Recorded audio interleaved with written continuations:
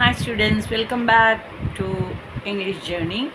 Actually, ஒரு lady ஒரு குழந்தை பெற்றுக்கிறாங்க அப்படிங்கிறது இங்கிலீஷில் எப்படி சொல்லலாம்னா எ லேடி ப்ராட் பர்த் அப்படின்னா பெற்றுக்கிறது. A lady brought birth a child, ஏன்னா ஒரு குழந்தை, சைல்டுனா குழந்தை.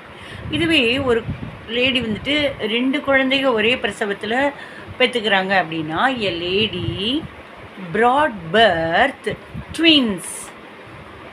இதே ஒரு லேடி ஒரே பிரசவத்தில் 3 குழந்தைங்க பெற்றுக்கிறாங்க அப்படின்னா a lady brought birth triplet. TRIPLET triplet.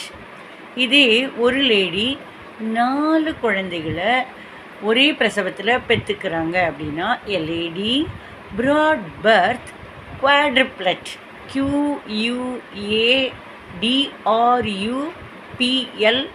குவாட்ரிப்ளெட்.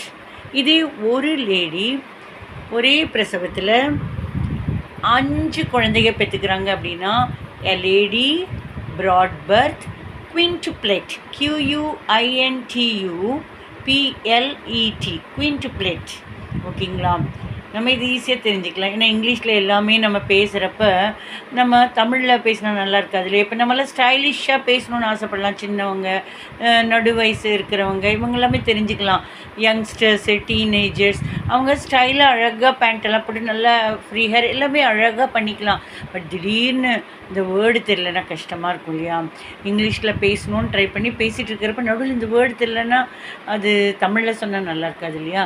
அதனால் தெரிஞ்சுக்கோங்க, இது ரொம்ப முக்கியமான விஷயம், வேர்ட்ஸ் எல்லாம். ஓகேவா? தேங்க்யூ.